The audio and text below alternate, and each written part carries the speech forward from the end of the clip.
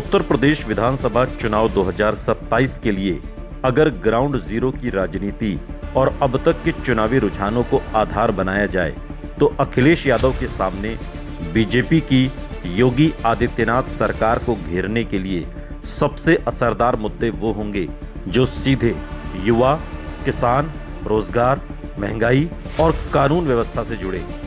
पहला बड़ा मुद्दा रोजगार और सरकारी भर्तियां हैं। यूपी की सबसे बड़ी आबादी युवाओं की है और प्रतियोगी परीक्षाओं में पेपर लीक, भर्ती प्रक्रिया में देरी और सरकारी पदों के खाली रहने का मुद्दा विपक्ष लगातार उठा रहा है। 2024 के लोकसभा चुनाव में युवाओं की नाराजगी और रोजगार का सवाल विपक्ष के लिए महत्वपूर्ण चुनावी मुद्दा बना था।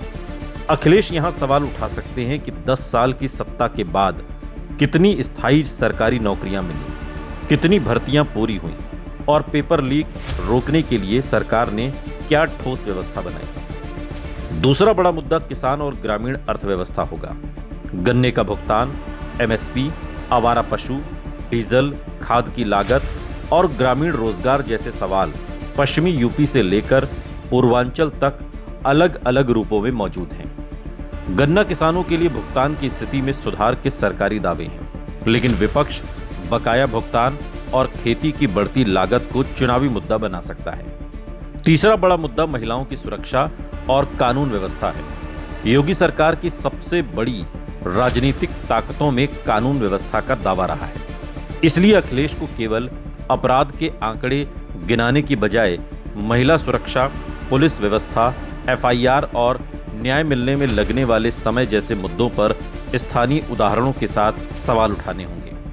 चौथा मुद्दा महंगाई और आम परिवारों की आर्थिक परेशानी है। एलपीजी, खाद्य वस्तुओं, दूध, सब्जियों, शिक्षा, स्वास्थ्य और मकान की लागत जैसे मुद्दे सीधे परिवार के बजट को प्रभावित करते हैं। यहां समाजवादी पार्टी का हमला तभी प्रभावी होगा जब वो इसे जातीय राजनीति के बजाय रोजमर्रा की जिंदगी से जोड़े। पांचवा और शायद सबसे राजनीतिक रूप से महत्वपूर्ण मुद्दा जातीय जनगणना का हो सकता है। पीडीए और सामाजिक प्रतिनिधित्व। 2024 में समाजवादी पार्टी ने पीडीए, पिछड़ा, दलित और अल्पसंख्यक को राजनीतिक रूप से काफी प्रभावी ढंग से इस्तेमाल किया और लोकसभा चुनाव में 37 सीटें जीतकर यूपी की सबसे बड़ी पार्टी बनी। अखिलेश यादव अब ये सवाल उठा सकते हैं कि सरकारी नौकरियों, प्रशासन, पुलिस, शिक्षा और राजनीतिक संस्थानों में अलग अलग सामाजिक समूहों का वास्तविक प्रतिनिधित्व कितना है। इसके साथ वो जातीय जनगणना को जोड़ सकते हैं। हालांकि यहाँ एक चुनौती भी है। बीजेपी पहले ही गैर यादव ओबीसी और दलित समूहों के बीच अपना मजबूत संगठनात्मक आधार बना चुकी है। इसलिए केवल पीडीए का नारा 2027 में पर्याप्त नहीं होगा। अखिलेश को रोजगार प्लस किसान प्लस महंगाई प्लस कानून व्यवस्था प्लस सामाजिक प्रतिनिधित्व को साझा नैरेटिव में बदलना होगा। दूसरी तरफ बीजेपी योगी सरकार की उपलब्धियों के रूप में एक्सप्रेसवे, इंफ्रास्ट्रक्चर, निवेश, धार्मिक पर्यटन, कानून व्यवस्था और कल्याणकारी योजनाओं को सामने रखेगी। इसलिए 2027 में असली लड़ाई ये होगी कि जनता किस सवाल को अपनी रोजमर्रा की जिंदगी में सबसे ज्यादा जोड़ती है।